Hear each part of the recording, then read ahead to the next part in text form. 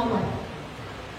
Kalau kamu dalam hidup tujuanmu adalah nyari surga, nyari ridhonya Allah, nyari cintanya Allah, Allah kasih tahu panutanmu adalah Nabi Muhammad SAW.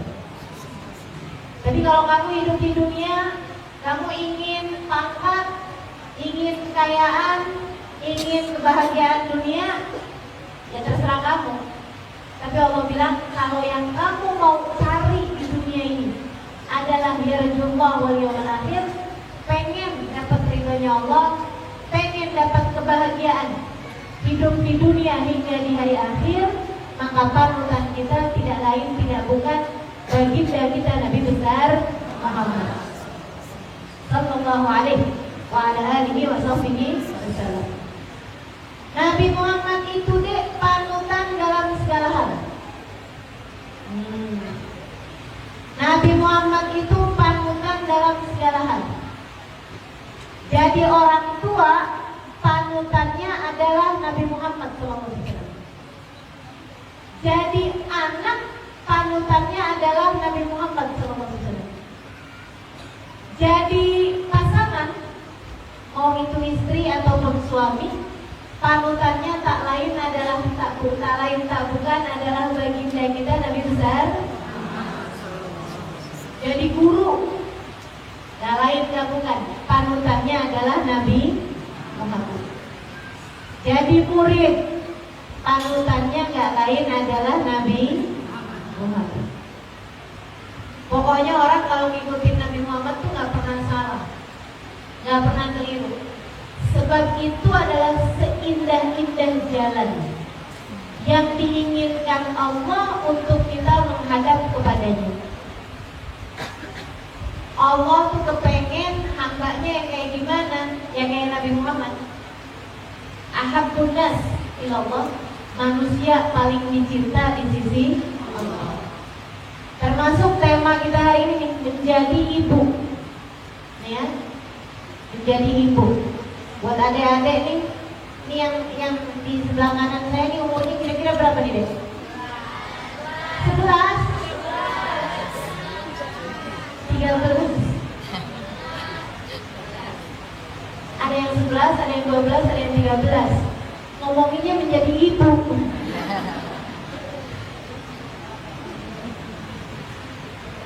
Nantinya jadi mikir, kok mak saya gak kayak gitu ya.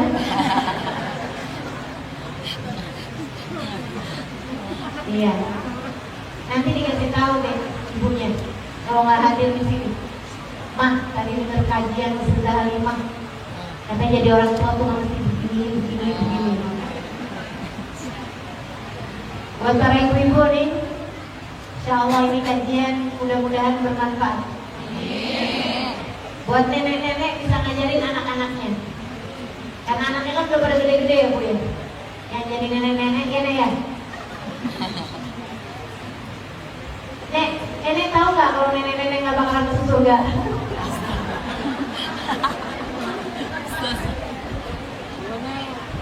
Ada seorang nenek-nenek datang ke Nabi, terus dia bilang, Rasul, doain dong saya Rasul biar saya masuk surga. Nabi Muhammad bilang, tuh maaf Nek, di surga nggak ada nenek-nenek. Rasul serius Rasul, maaf. Beneran Rasul di surga nggak ada nenek-nenek, bener Nek. Saya gimana dong Rasul? Nabi Muhammad terus bilang, iya Nek, soalnya nenek nanti kalau masuk surga jadi muda lagi. Alhamdulillah. Masya Allah. Nabi Muhammad ya. Nabi Muhammad tuh suka bercanda. Yang adik-adik saya tahu ya. Kamu kalau bayangin Nabi Muhammad sosoknya, itu jangan kamu pikir bahwa ini serem ya. Kalau tinggal sama Nabi Muhammad gitu, kayaknya khusyuk terus gitu. Oh enggak, salah. Para sahabat meriwayatkan, ma ra'ayna ahadan aktsar wa abha ibtisaman min Rasulillah sallallahu alaihi wasallam. Saya udah ketemu banyak orang, gak pernah saya lihat, kata para sahabat, gak pernah kami melihat seseorang lebih sering dan lebih indah senyumnya dari Nabi Muhammad sallallahu alaihi wasallam. Pokoknya Nabi itu setiap dilihat setiap senyum.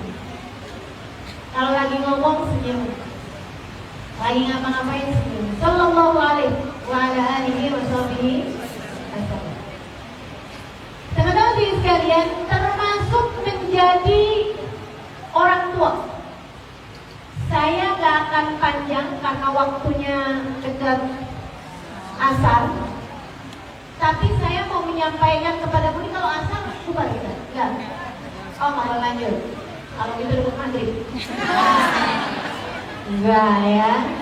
Teman-teman sekalian, saya hanya akan menyampaikan 3 poin penting mengenai bagaimana menjadi orang tua versi Nabi Muhammad SAW, mengikuti ajaran Nabi besar Muhammad SAW. Para ibu simak dengan baik. Adik-adik remaja yang nanti akan mudah-mudahan menikah dan jadi ibu bagi anak-anaknya, dengarkan dengan baik. Adik-adik yang umur nikahnya masih agak jauhan, dengarkan dengan baik biar bisa ngasih tahu ibunya. Menjadi orang tua versi Nabi Muhammad. Yang nomor 1, sayangi anak-anakmu. Yang nomor 2, tanamkan iman dalam diri anak-anakmu. Yang nomor 3, doakan anak-anakmu. Tuh, 3 itu aja. Ikuti, pastikan kamu mengerjakan ketiga hal tersebut terhadap diri anak-anakmu. Selamatkan, insya Allah. Saya ulangi. Yang nomor 1, kita mulai dari menanamkan iman dalam diri anak-anak. Ibu-ibu, adik-adik, teman-teman saya sekalian, saya banyak belajar ucapan-ucapan Nabi Muhammad. Ucapan Nabi itu disebut namanya hadis. Hadisnya Nabi Muhammad banyak tuh, ribuan, ya, ribuan hadisnya Nabi Muhammad SAW. 10.000, 100.000 ucapan-ucapan baginda kita Nabi besar Muhammad SAW. Saya banyak belajar karena memang saya ini belajarnya lama di pondok pesantren 12 tahun. Habis itu sampai dengan sekarang saya terus belajar karena saya harus mengajar. Jadi saya banyak baca dan mendengarkan hadisnya Nabi Muhammad SAW. Ada hal yang sangat saya kagumi, salah satu dari hal yang saya sangat kagumi dari hadisnya Nabi Muhammad ketika mengajar atau menyampaikan sesuatu kepada anak-anak. Nabi itu salah satu ucapannya kepada Sayyidina Anas bin Malik, ya gulam, ihfadillah yahfadka. Ya gulam, ihfadillah tajidhu tujahak. Kata Nabi Muhammad, hai pemuda, dipanggilnya hai pemuda. Emang umur berapa waktu itu? 10 tahun. 10 tahun dipanggilnya pemuda. Karena memang teman-teman, Nabi ini paling ngerti psikologinya orang. Nabi paling ngerti kejiwaannya orang. Subhanallah, anak-anak itu lebih senang dianggap gede daripada dianggap kecil. Coba deh perhatiin. Betul apa betul yang saya bilang? Betul, udah pasti betul ya. Nabi itu kalau sama anak-anak, itu Nabi membahasakan seolah-olah dia tuh udah gede gitu. Nabi gak bilangnya ya sogir atau ya ulais misalnya, wahai anak kecil gitu enggak. Nabi gak gitu ngomongnya. Nabi itu sama anak-anak kecil umur 10 tahun, 11 tahun, 12 tahun, Nabi bilang, ya udah, hai pemuda, gitu. 11 tahun pemuda dari mana?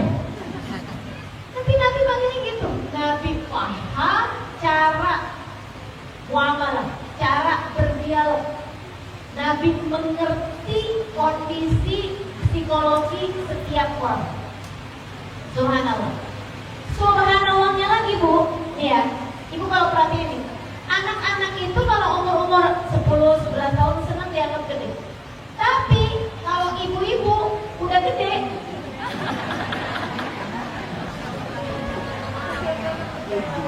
di atas 30-an tahun, 40-an tahun, senangnya dianggap muda. Bu, ibu umurnya berapa?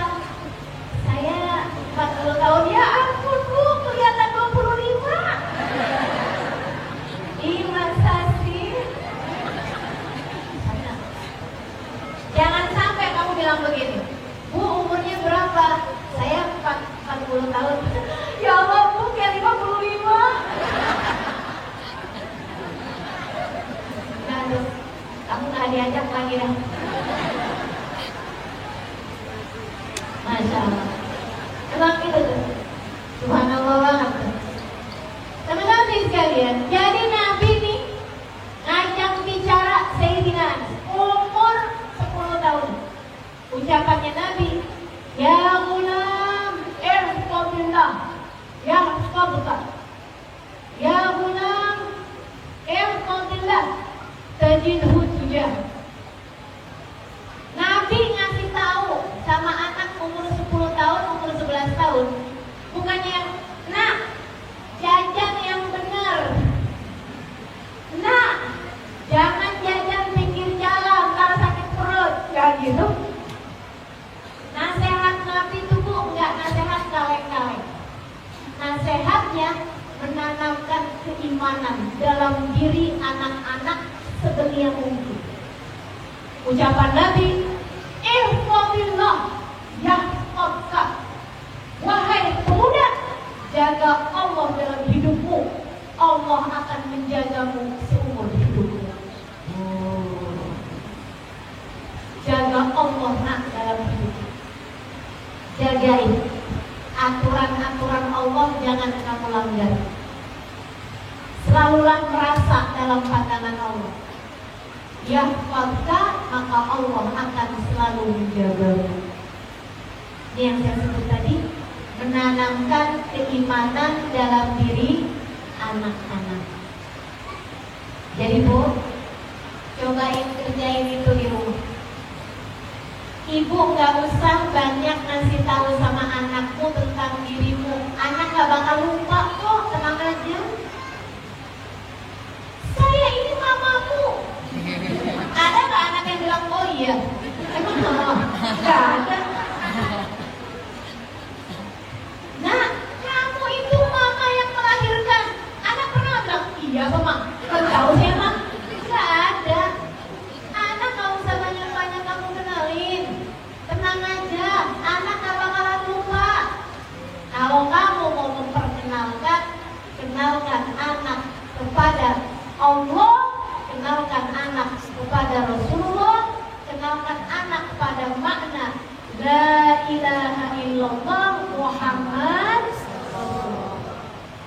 Ingetin aja, waktu anak lahir, waktu kamu melahirkan anak, begitu keluar anakmu, sunahnya diapain? Diazanin. Gak ada tuh yang dibacain kakak. Ada nggak di sini yang waktu lahir atau waktu anaknya lahir langsung dibaca kakak? Nama orang tua kamu nak. Nah, kamu anaknya bulan bin bulan, bapak kamu bulan bin bulan, ibu kamu bulan bin bulan, gak ada. Nah, kamu hidup di tahun sekian, presidennya sekian, gubernurnya ini namanya gak ada. Gak ada. Gak ada anak yang begitu lahir dikasih tahunya begitu. Yang ada, begitu lahir dikasih tahu, Allahu Akbar, Allahu Akbar. Kata ayahnya. Kalau gak ada ayahnya, kakeknya. Gak ada kakeknya, pamannya. Gak ada pamannya, abangnya. Gak ada abangnya, ibunya, gak apa-apa. Siapa yang ada di situ ada nih di telinganya si anak. Allahu Akbar, Allahu Akbar. Anakku sayang, kamu keluar dari rahim ibumu menangis karena takut. Sama, ayah juga takut nak.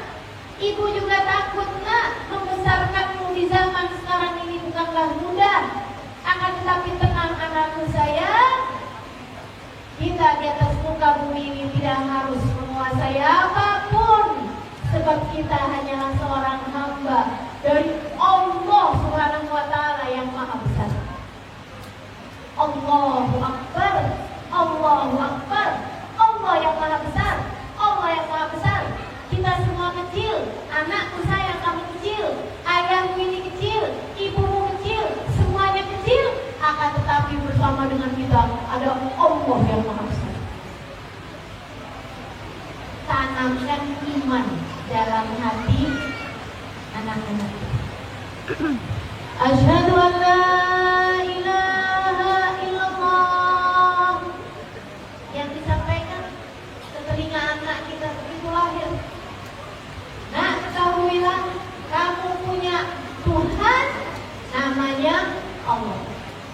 Saksikanlah tidak ada Tuhan yang menciptakanmu yang selayaknya kamu sembah selain Allah.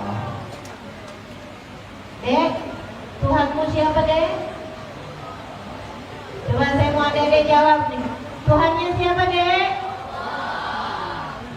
Allah Tuhan. Orang tua diharapkan mengenalkan siapa Tuhannya. Jadi ibu-ibu, teman-teman, saudariku sekalian yang saya muliakan, para calon-calon ibu, ini kita mesti nih ngertiin apa yang Nabi Muhammad harapkan, apa yang Allah harapkan untuk kita kasih tahu kepada anak-anak kita. Yang nomor satu, iman kepada Allah. Sehingga anak jadi paham bahwasanya yang ngasih rezeki itu Allah, yang ngasih kehidupan Allah. Kalau lagi sakit, yang ngasih sakit Allah, yang ngasih sehat Allah. Anakku, kenalkan kepada Allah.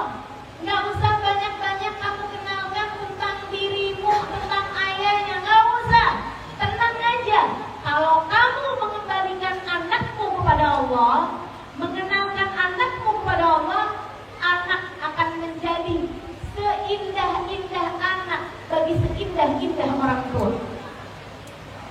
Allah akan menjadikan anakmu seindah-indah anak bagi kamu seindah-indah orang tua. Kalau kamu sering makan, kamu bilangin, nah, ngambil yang secukupnya. Jangan sampai ada yang kamu sisakan. Bukan karena nanti kalau kamu gak makan nasinya nangis. Bohong tuh. Emang ada ibu-ibu di sini yang pernah dengan nasi nangis? Pas lagi dicuci piring itu kan, siapa itu yang nangis? Ternyata nasinya nangis gara-gara gak dimakan. Ada yang pernah gitu dengan suara nasi nangis? Gak pernah ya? Sian banget. Teman-teman ini sekalian saya muliakan. Jadi kalau kamu ngasih makan anak, kamu bikinin nasi goreng misalnya, kamu bilang sama anakmu, nak, ambil seperlunya, ambil secukupnya. Jangan biarkan ada yang terbuang. Kenapa, Mam? Sekali lagi bukan karena nasinya nangis, bukan karena mama udah susah-susah masak. Enggak. Itu namanya kamu kenalin sama diri kamu. Ayah udah susah-susah tuh nyari duit buat kamu, jangan dibuang-buang. Enggak gitu. Kayak gitu. Itu namanya kamu lagi kenalin tentang ayahnya. Terus kenalin ke siapa? Kenalin kepada Allah.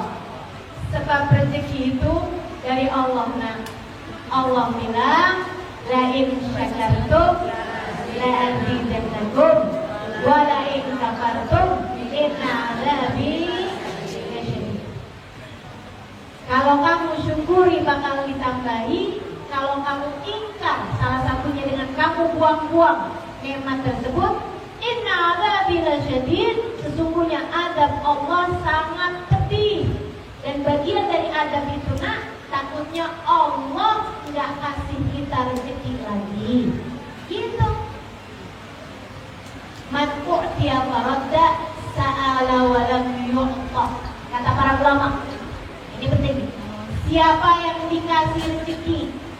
kemudian ditolak, apalagi dibuang, maka satu waktu dia akan minta dan tidak dikasih. Gitu. Jadi kenalkan anak kepada yang ngasih, kepada Allah Subhanahu wa Ta'ala. Ibu-ibu, saya ingat saya punya guru namanya Bu Baba Bahia. Ini cerita yang saya nggak masukin dalam buku saya Bidadari Bumi ketika saya cerita Bu Baba Bahia, karena lewat. Habisnya saya tulis buku itu, baru berapa tahun kemudian saya dengar cerita ini. Jadinya ini versi kelanjutannya ya. Ada baiknya teman-teman baca buku saya Bidadari Bumi biar punya gambaran tentang seharusnya seperti apa seorang perempuan, ibadahnya, hatinya gitu. Itu adalah para waliyah-waliyah, hamba-hamba terkasih di sisi Allah yang saya temui, yang saya lihat dengan mata saya menuliskan kisah-kisah mereka di buku Bidadari Bumi 1 sama Bidadari Bumi 2. Nanti insya Allah kalau udah ketemu lagi yang lain-lain, saya akan tuliskan buku Bidadari Bumi 3. Sekarang belum ketemu banyak kandidatnya. Jadi siapapun di sini yang mungkin merasa saya kayaknya cocok nih Ustazah jadi Bidadari Bumi,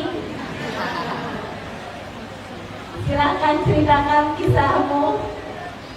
Ya, siapa tahu memang layak gitu. Dan sekalian Bu Baba Bahia, ini orang saya saat ketemu usianya 96 tahun, kuatnya luar biasa, matanya nggak pakai kacamata, telinganya nggak pakai alat bantu dengar, kakinya di usia 96 tahun bisa naik 2 hiro. Saya 2 tahun lalu naik 2 hiro. Ya Allah, ternyata penuh perjuangan. Naiknya sekitar 2 jam, turunnya sekitar 1,5 jam. Masih gunung-gunung gitu ya Bu ya, apalagi zaman itu. Nah Bu Baba Bahia naik 2 hiro itu Bu di usia 94 tahunan gitu. Masya Allah. Saya dapetin beliau badan ini kecil aja, tapi sehat luar biasa. Saya waktu berkunjung ke tempat beliau di Solaran, itu ibu sekalian, saya berkunjung sama beliau. Adik-adik boleh tenang, suaramu mengganggu telinga saya deh. Biarkan ibu-ibu menyimak dengan baik. Boleh? Halo? Halo adik-adik sebelah kanan saya. Halo? Suara berisikmu mengganggu telinga saya. Kalau kamu gak pengen dengerin saya, tidur gak apa-apa. Jangan bicara karena mengganggu konsentrasi saya dan kamu mengurangi hak ibu-ibu untuk mendengarkan. Tapi kalau saya boleh bilang, orang yang berpendidikan akan menghargai pembicaraan dari orang lain. Adik-adik sebagai murid seharusnya adalah menjadi orang-orang yang berpendidikan.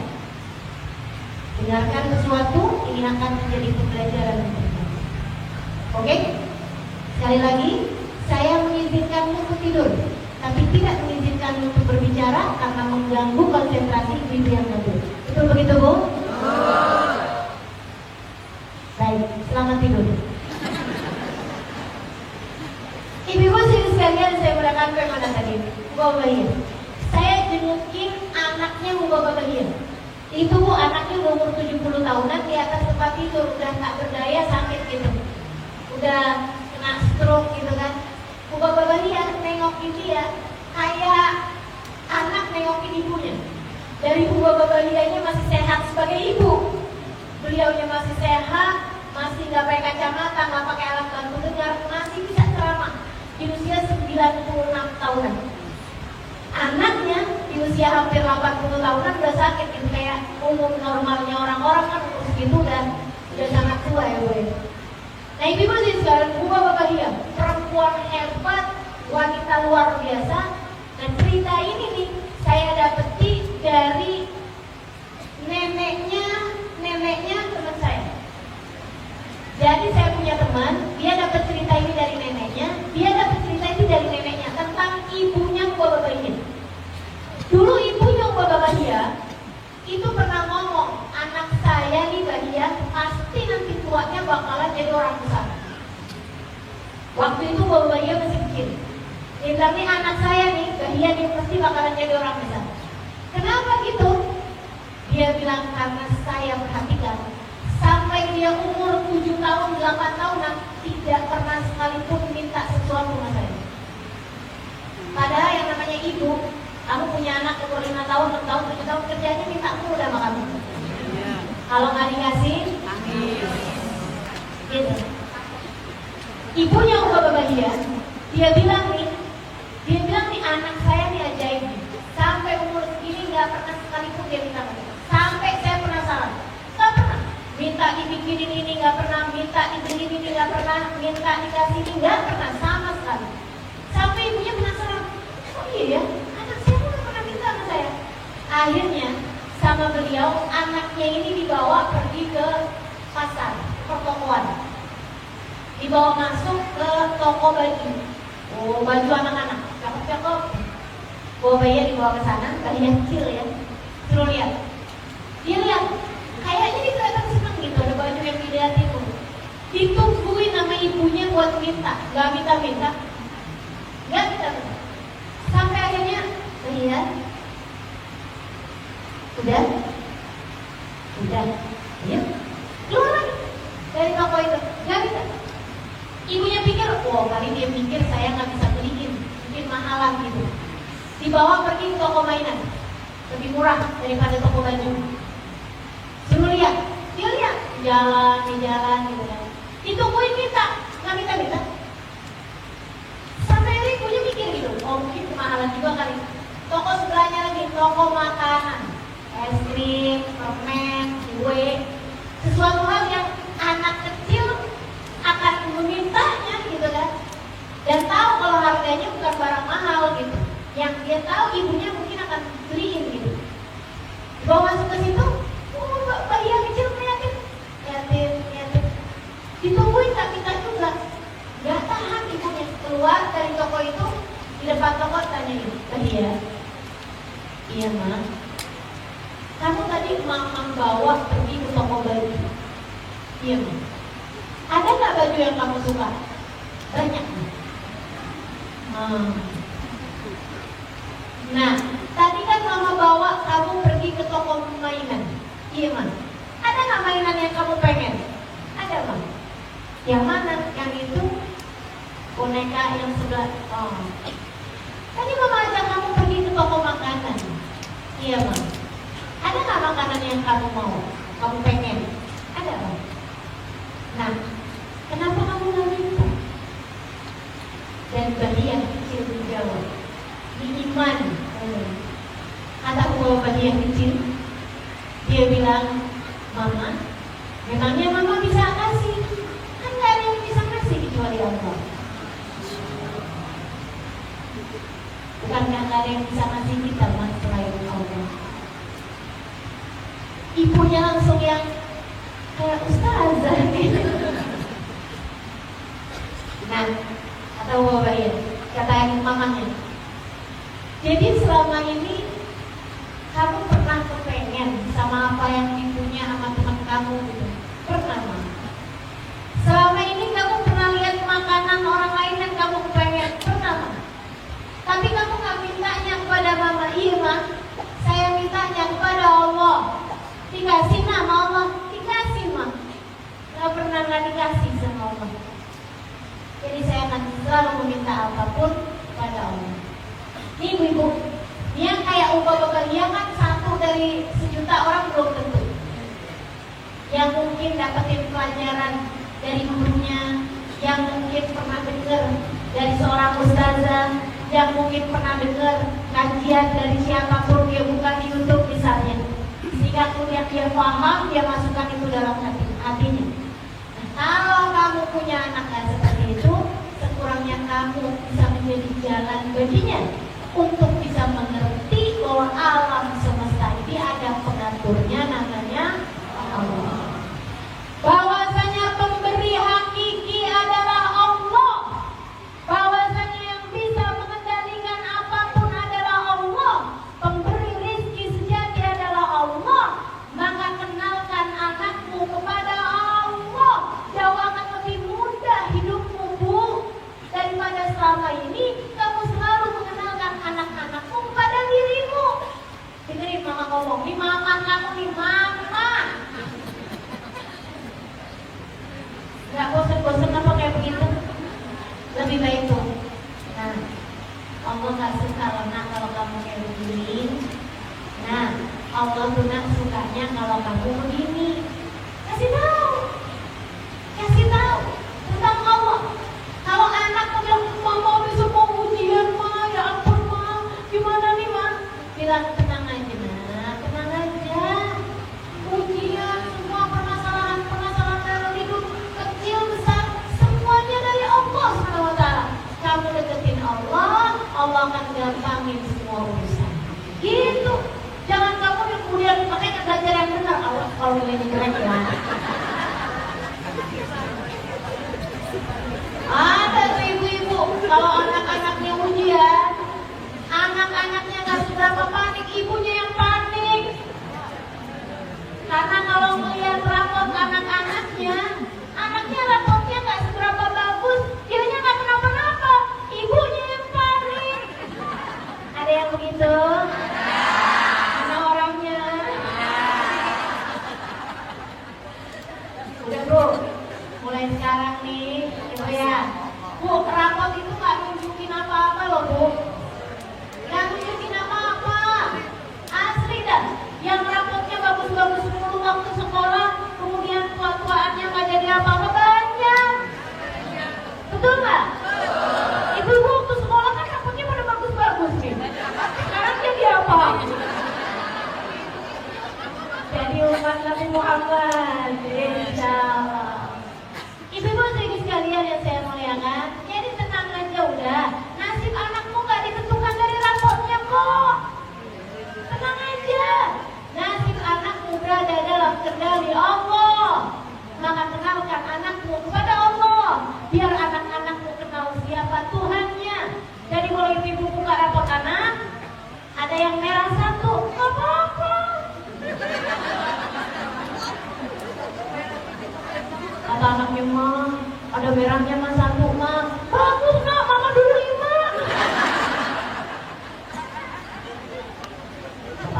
Tenang. Teman-teman sekalian yang saya muliakan, kenalkan anakmu kepada Allah. Hidupmu jauh lebih ringan. Sebab orang kalau udah kenal sama Allah, apalagi dari sejak kecil, udah tahu yang ngatur hidupnya Allah Subhanahu wa Ta'ala.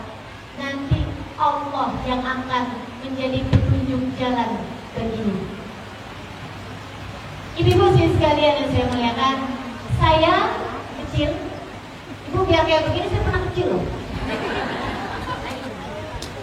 Saya waktu kecil pernah dengar omongan seorang bahwasanya kita itu belum tentu mati tua, bisa juga mati muda. Kalau mati muda dalam kubur kita akan dihisab Allah Subhanahu wa Ta'ala. Kita akan dipertanyakan oleh Allah Subhanahu wa Ta'ala. Saya rasa saya pernah dengar itu. Di masa saya kecil, saya juga melihat ada orang-orang yang meninggal muda di masa kecil. Jadi akhirnya saya dari kecil memutuskan untuk belajar ilmu agama. Sesuatu hal yang saya tahu saya akan memerlukannya bahkan ketika saya berada dalam alam kubur. Saya nggak ngerti kenapa, tapi kalau saya ingat-ingat, saya tuh dari sejak kecil selalu berasa bahwa belum tentu saya mati tua. Bisa jadi saya mati muda. Kalau saya sekolah ilmu kedokteran, kalau saya sekolah ilmu desain rumah, kalau saya sekolah ilmu astronomi misalnya gitu, ilmu manajemen bisnis misalnya, saya belum tentu sampai di masa tua, sampai saya bekerja, sampai saya bisa menghasilkan uang banyak, berkehidupan mapan, menikmati hasil belajar saya bertahun-tahun lamanya. Bisa jadi saya mati muda, di dalam kubur saya nggak akan dipanggil, halo calon dokter, nggak mungkin. Dalam kubur saya nggak akan dipanggil ibu dokter, ibu profesor misalnya gitu.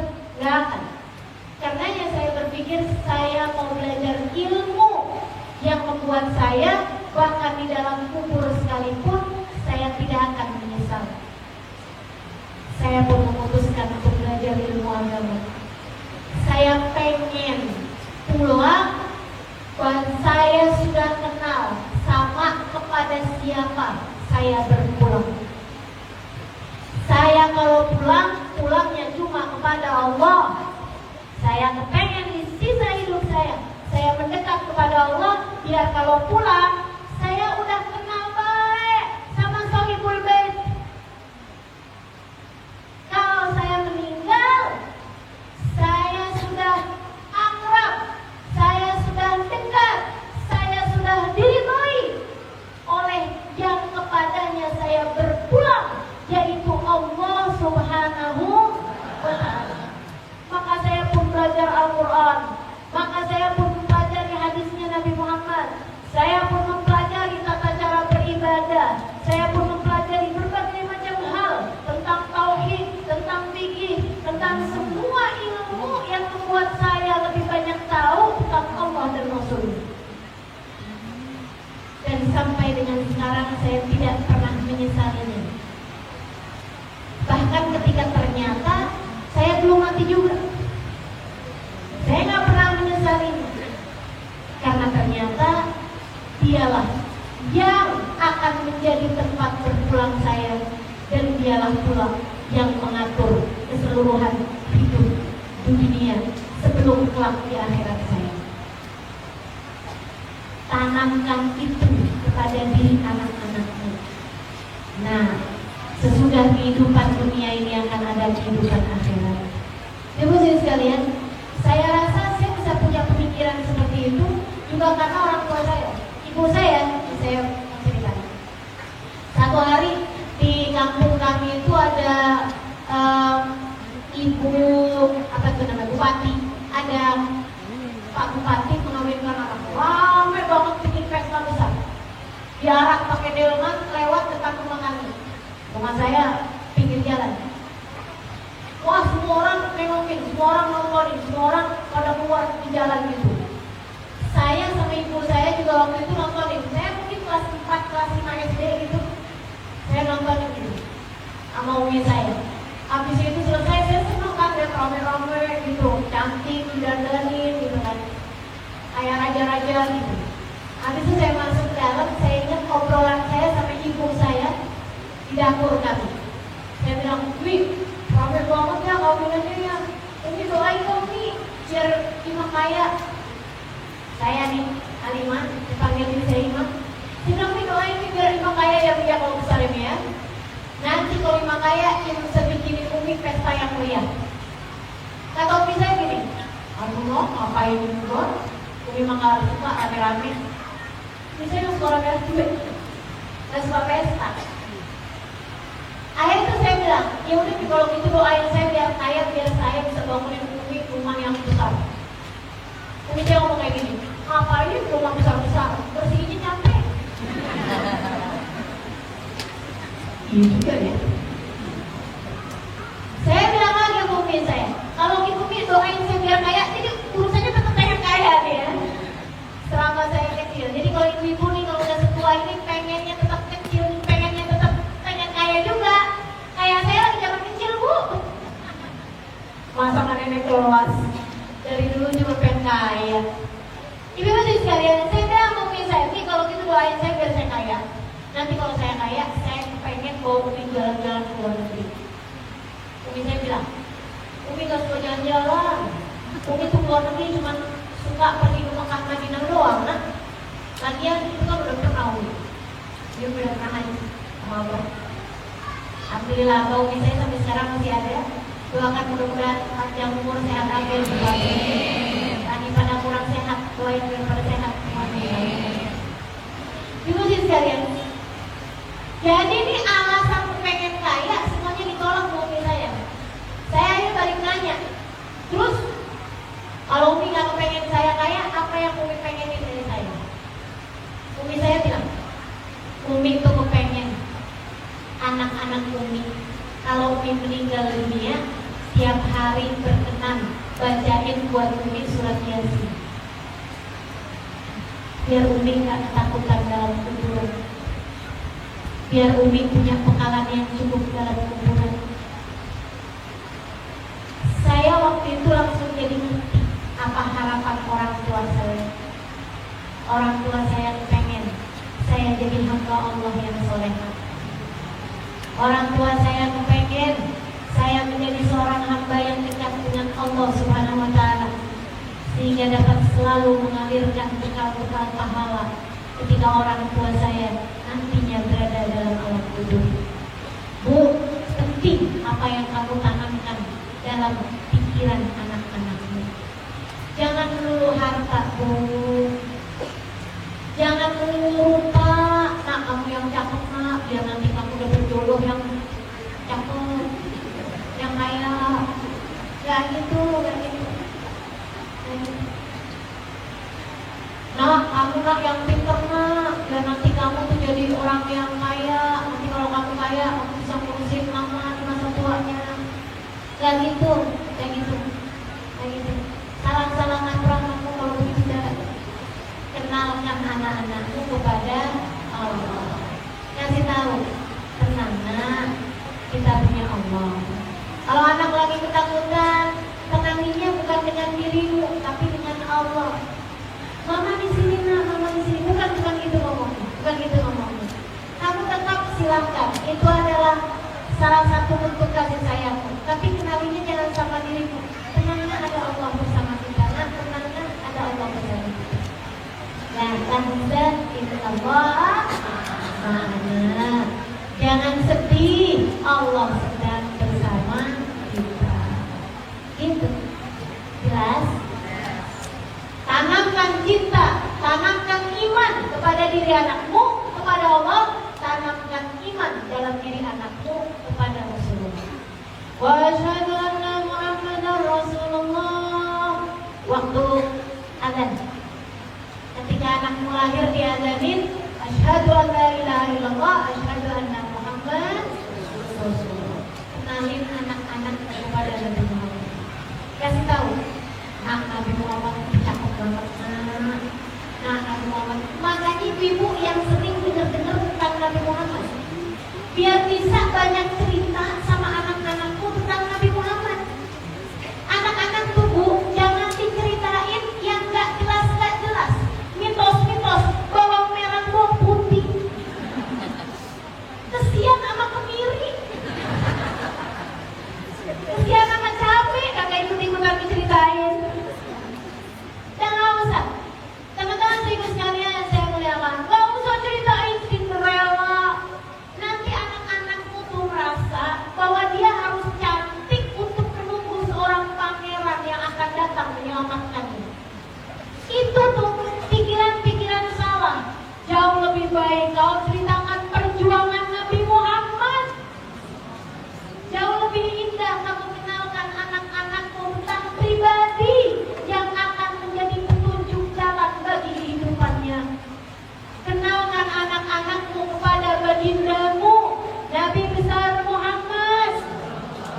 Terus kamu bilangin, nah, Nabi Muhammad secara jasad memang sudah terkubur di Madinah sana. Akan tetapi, nah, Nabi Muhammad berjanji setiap kali kamu menelponnya, Nabi Muhammad akan mengangkat telepon darimu dan mendengarkan semua ucapan-ucapanmu. Gimana, Mah, caranya? Saya telepon Nabi Muhammad, ucapkanlah salam dan bacalah sholawat padanya. Nabi berjanji dalam hadis rawahu Ahmad, "Ma sallama alayya ahadun min ummati illa waradallahu alayya ruhi hatta arda alaihi salam." Tidaklah umatku mengucap salam padaku, melainkan Allah memberikan ruhku sehingga aku dapat menjawab salamnya. Maka, nah, tiap kali kamu mengucap salawat, tiap kali kamu membaca salawat, mengucap salam kepada Nabi Muhammad, jika hatimu hadir di sana, maka Nabi Muhammad akan menjawab ucapan salam. Ini lagi musiman Maulid kayak begini. Kalau memungkinkan anakmu untuk kamu ajak, hadirkan, bawa pergi Maulid, biar dia dengar biar dia dengar sholawat salam, biar rahmat yang turun anak-anakmu itu serta juga untuk mendapatkannya. Kenalkan anak-anakmu kepada baginda Nabi besar Muhammad Sallallahu Alaihi Wasallam, anak yang dari sejak kecil merasakan kehadiran Nabi Muhammad dalam hidupnya. Kamu boleh melepaskannya dimanapun, sebab pandangan Nabi Muhammad pasti akan mengarah kepadanya. Ibu, kalau kamu bisa bikin anakmu dari kecil mengenal, mencintai, merindui Nabi Muhammad SAW, sekali lagi, kamu bebas melepaskannya dimanapun. Mau kamu sekolahin jauh, mau kamu sekolahin dekat, nggak apa. Tinggal bilang aja, nak, yang penting kamu dekat sama Nabi Muhammad, sholawatan kamu jangan tinggalkan. Lepasin. Kenapa gitu? Ibu saya sekalian, bukan pandanganmu yang terbatas ini yang akan menjaganya, akan tetapi Nabi Muhammad SAW akan menjadi penjaga anak-anakmu dimanapun saja mereka berada. Insya Allah. Itu yang nomor 1. Masih 2 lagi ya. Yang nomor 2 ibu sekalian, sayangilah anak-anakmu. Bu, tugasmu kepada anak nih, mau menjadi madrasah pertama bagi anak-anakmu. Selain yang nomor 1, kamu harus menanamkan iman kepada diri anak-anakmu dengan kamu terus mengenalkan mereka kepada Allah, mengenalkan mereka kepada Rasulullah. Yang nomor 2, sayangi anak-anak. Lakukan hal tersebut, penanaman tersebut dalam diri anak-anakmu dengan penuh kasih sayang. Nabi Muhammad bilang, kalimin nas ala ghadruhum. Kamu kalau bicara sama orang, sesuaikan dengan akal pikirannya. Saya suka melihat orang tua sama anak banyak yang nyambung. Ibu tuh akan selalu bilang itu, anak-anak nih gak ngerti apa mau ibunya. Nak, dengerin mama, mama ini adalah mamamu. Sementara anak pikir, mama ini gak ngerti dah. Mama ngerti. Percuma ngomong sama mama gak ngerti. Betul begitu anak-anak? Betul begitu ibu-ibu? Kamu merasa anakmu tidak mengerti kamu, anak-anak merasa kamu tidak mengerti mereka. Kenapa gitu? Ada yang miss. Apa yang miss? Komunikasi. Makanya Nabi Muhammad ngajarin, kata Nabi Muhammad, kalimin nas ala ghadruhum. Berbicaralah sama setiap orang sesuai dengan cara berpikir mereka. Ibu-ibu tahu, Nabi Muhammad kalau bicara sama anak-anak,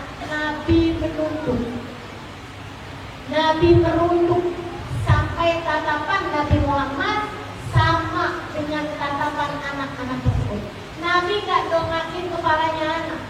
Nah, mama lagi ngomong, liatin, gak gitu. Nah gitu. Nabi dia malah yang menunduk. Ibu sekalian, nih saya kasih liatin satu gambaran contoh tentang bagaimana Nabi Muhammad memperlakukan anak-anak. Bu, satu hari di hari Lebaran, Nabi Muhammad lagi jalan, habis dari pulang sholat masjid, ya. Nabi Muhammad sebelum pulang ke rumah istrinya Aisyah, Nabi Muhammad jalan-jalan dulu mau ngeliatin keadaannya Umar.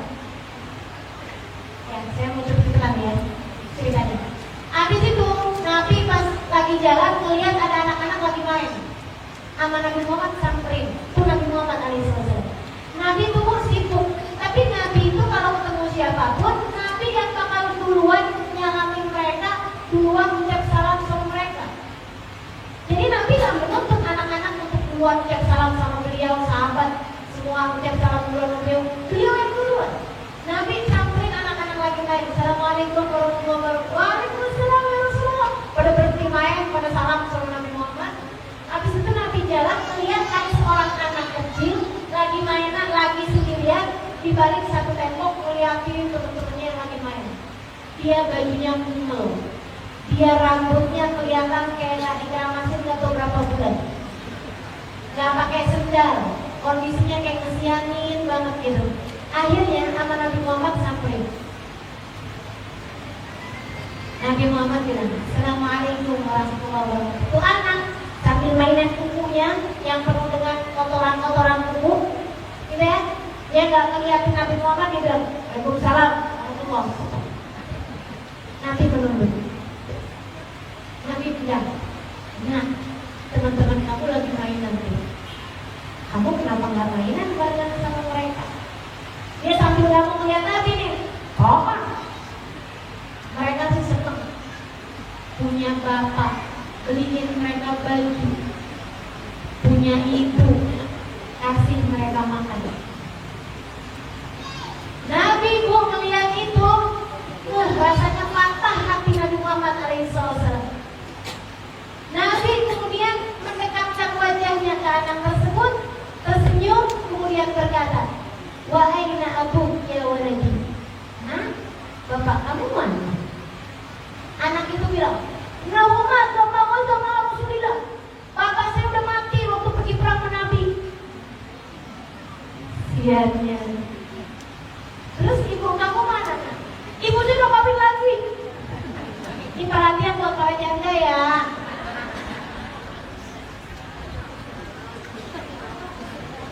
Kalau mikir mau kawin lagi, pikirin anak-anakmu. Jangan nyari cowok yang asal cinta sama kamu tapi gak mau cinta sama anak-anak kamu. Jangan sih sekalian. Apa yang dilakukan Nabi ketika dengar kayak begitu?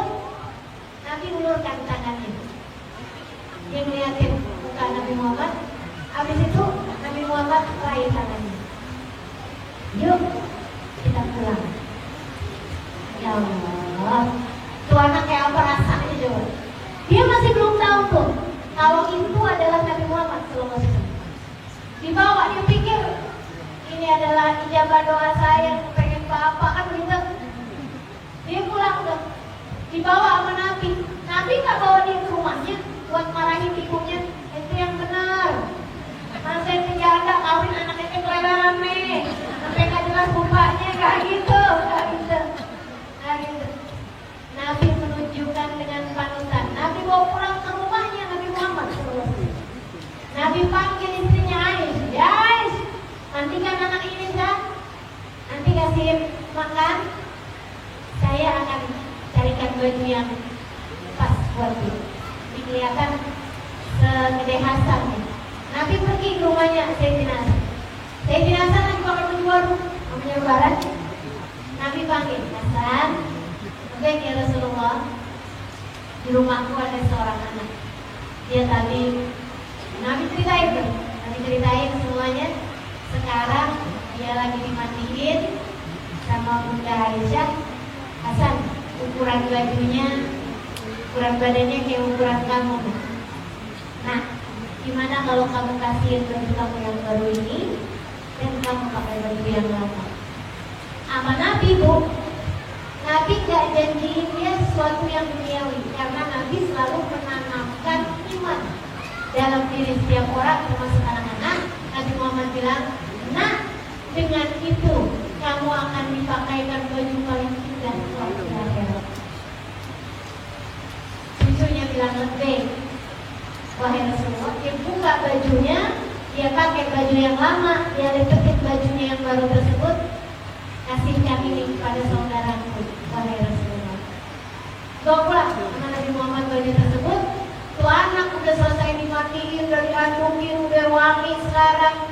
Kukunya dipotongin ke Sayyidah Aisyah. Kemudian habis itu disuapin ke Sayyidah Aisyah, udah kenyang, udah cakep. Wah, sekarang udah bagus, dipakein baju yang baru. Habis selesai itu semuanya, Nabi Muhammad kemudian deketin dia, peluk-peluk Nabi. Kemudian Nabi Muhammad bilang ini, nah, mulai sekarang jangan sedih lagi ya. Sekarang kamu punya bapak baru, kamu punya ibu baru, kamu punya saudara baru. Saudara kamu namanya Fatimah, anak saya. Kamu punya ibu yang tadi mandiin kamu, namanya Aisyah. Dan sekarang aku adalah ayah kamu yang baru, Muhammad bin Abdullah Rasulullah Sallallahu Alaihi Wasallam. Senangnya dia luar biasa. Jadi nak, tiap kali kamu sedih, kemarilah. Tiap kali kamu perlu apa-apa, datanglah kemari. Pintu rumah kami akan selalu terbuka untukmu. Girang banget ya. Dia kemudian bilang, kalau gitu gimana kalau saya sekarang mainan sama anak-anak teman-teman saya? Silakan, pergilah main. Dibawain ke Sayyidah Aisyah, permen gitu, dia lari-lari deketin teman-temannya, terus dia ngomong dong, tahu nggak? Saya dong sekarang punya bapak baru, punya ibu baru, punya saudara baru. Saudara saya dong Sayyidah Fatimah, ibu saya dong Sayyidah Aisyah, ayah saya dong Nabi Muhammad. Anak-anak yang lagi pada main berhenti semua mainin. Ada sebagian bikin jari terus bilang begini, ya deh sabar, nah yang tentu nanti tua. Coba ya bapak kita juga mati waktu pergi perang nanti. Penuh kasih sayang. Nabi Muhammad sesayang itu sama anak orang. Kebayang kayak apa sayangnya sama anaknya sendiri, sama cucunya sendiri. Kamu pasti sering dengar Nabi Muhammad tuh mainan sama cucunya, sampai naikin cucunya di atas punggungnya. Mainan itu tuh, kuda-kudaan. Nantinya jadi kudanya, yang naik di atasnya gantian, Al Hasan, Al Husain. Teman-teman ibu sekalian yang saya muliakan, seperti itu cara Nabi Muhammad menyayangi anak-anak kecil.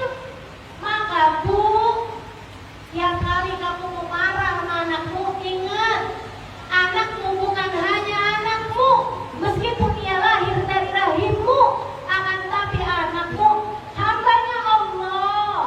Kalau kamu marahin anakmu, kamu cubit, kamu jewer anak-anakmu, Allah yang punya marah kepadamu. Sembarangan punya sayang tuh, kamu cewek. Sembarangan hamba saya tuh, kamu pukul. Ibu-ibu sekalian, ingat ucapan saya. Tiap kali kamu mau marah sama anakmu, jewer, memukul, mencubit, menggambar, anakmu umat Nabi Muhammad. Anakmu disayangin sama nabinya. Anakmu disayangin sama nabinya. Jangan berani-berani jahatin anak-anakmu, takut nabinya marah sama kamu. Hati-hati. Nabi sangat sayang sama anak-anak kecil dari umatnya, termasuk anak-anakmu. Nanti takutnya anak-anakmu mengadukanmu kepada Nabi Muhammad SAW. Rasul, ibu saya jahat Rasul. Sayangi saya Rasul, sebab ibu saya jahat sama saya Rasulullah. Takutnya Nabi Muhammad akan mengangkatkan tangan untuk doa anak-anakmu, Bu. Sehingga kamu hidupnya tambah hari tambah enggak bahagia, hidupmu tambah hari tambah enggak menyenangkan, hidupmu tambah hari semakin jauh dari kebahagiaan. Sebab anak-anakmu adalah anak-anak yang disayang sama Nabi Muhammad SAW. Anak-anakmu adalah hambanya Allah, yang punya mereka Allah, yang bikin mata mereka Allah, yang punya tangan kaki mereka Allah Subhanahu wa Ta'ala. Jangan berani-berani kurang ajar sama anak-anakmu. Sayangi yang benar anak-anakmu. Kamu sayangi anakmu, kamu pantas disayang sama Allah. Kamu sayangi anak-anakmu, kamu pantas disayang sama Nabi Muhammad SAW. Insyaallah. Yang terakhir, doa.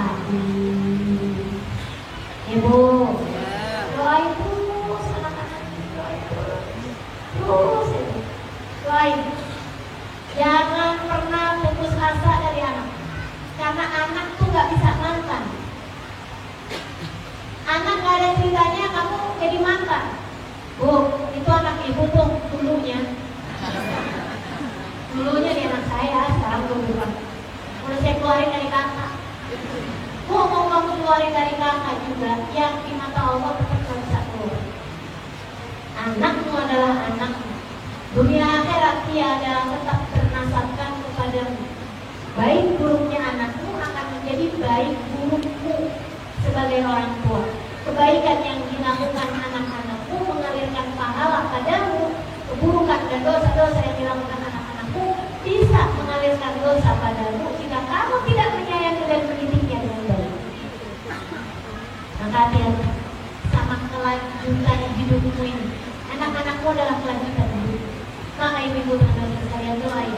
Sebagaimana kamu selama ini mendoakan dirimu, doakan pula anak-anakmu. Terus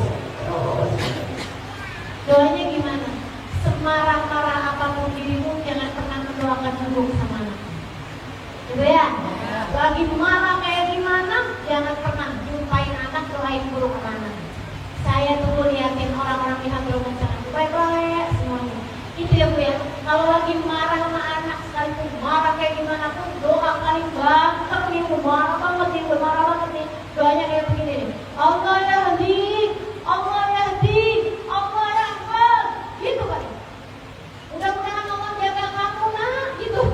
Lagi marah, doanya mudah-mudahan Allah jaga kamu. Lagi marah nih, Allah yahdi, mudah-mudahan Allah kasih hidayah padamu nak, itu udah paling mentok tuh doanya. Masya Allah. Ya di sini saja mereka jumpain anak-anak. Makanya anak-anaknya soleh-soleh semua. Teman-teman ibu sekalian yang saya muliakan, jadi kelanjutan. Makanya selalu mendoakan anak-anak. Kalau saya sih ngajarin nih, ada beberapa doa yang saya ajarin sama ibu ya. Aku bahasa Indonesia aja.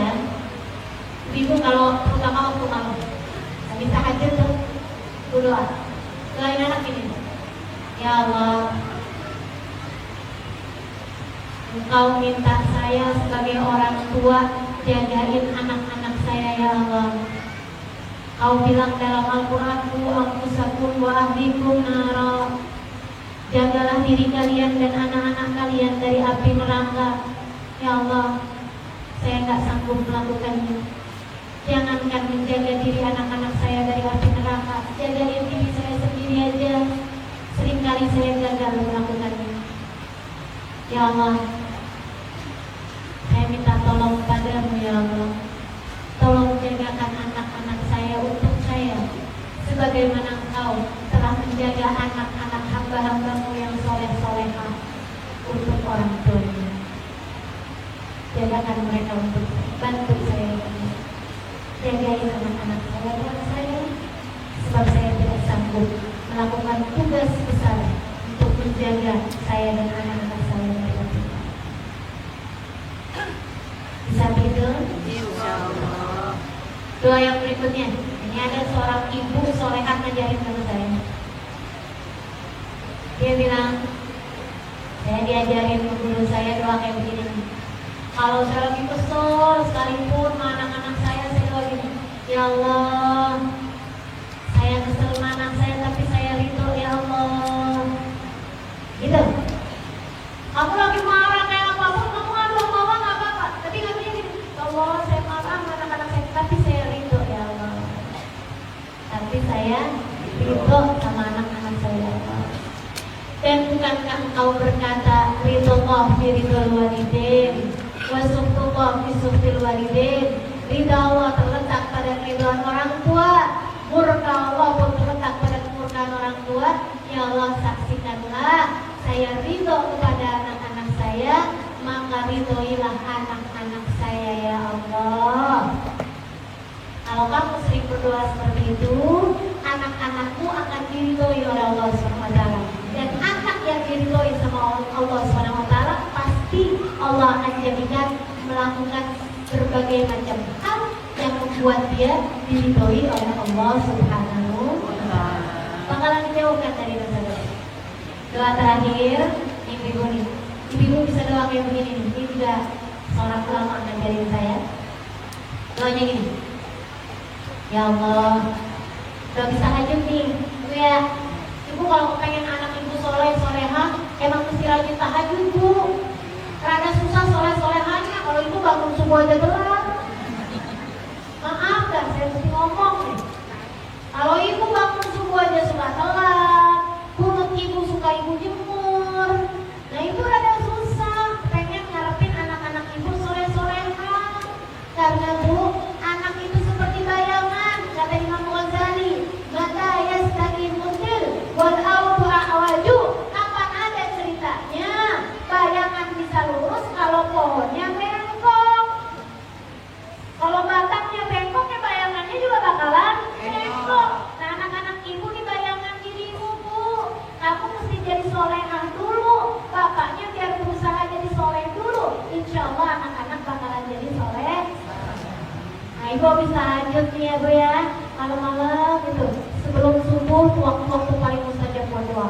Ibu doa kayak gitu, ya Allah karuniakan anak saya akhlak kayak akhlaknya Nabi Muhammad. Ya Allah karuniakan hati anak saya hatinya Nabi Muhammad. Ya Allah karuniakan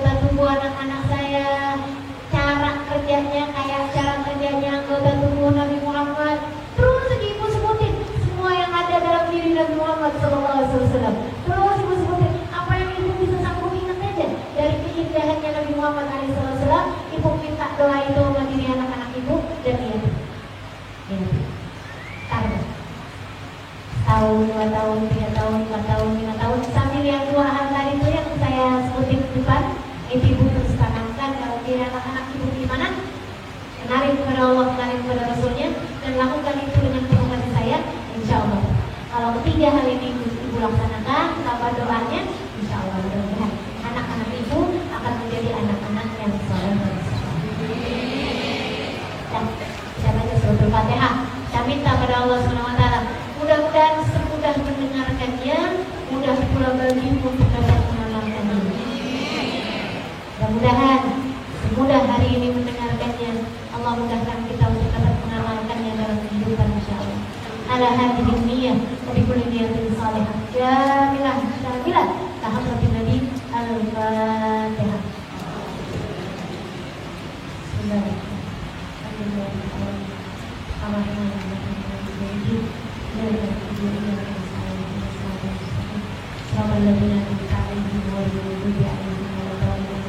Allahumma bihamdika wa bihamdika taftah lana abwaabal khair wa lana mu'amalatan khair taqina min jami'i fitan wa min as-sabr innaka waliyyul jalali taqabbal minna ya arhamin. Allahumma inna nas'aluka ziyadatan fid din barakatan fil umur wa sihhatan fil jasad sa'adatan fil rizqi taubatan qabla al-maut syahadatan 'inda al-maut maghfiratan ba'da al-maut wa amnan min al-hisab wa amanan min al-'adab wa nasiban min al-jannah wa rizqna an-nazar ila wajhika al-karim. Rabbana hab lana min azwajina wa dhurriyyatina qurrata a'yun waj'alna lil muttaqina imama. Rabbana atina fid dunya hasanah wa fil akhirati hasanah wa qina adzabannar. Nawaiya subhanakallahumma wa tahiyyatuhum fiha salam. Akhiru da'wana alhamdulillahi rabbil alamin. Terima kasih, mudah-mudahan bermanfaat. Kurang lebihnya mohon maaf. Bila dibagi saya, assalamualaikum warahmatullahi wabarakatuh.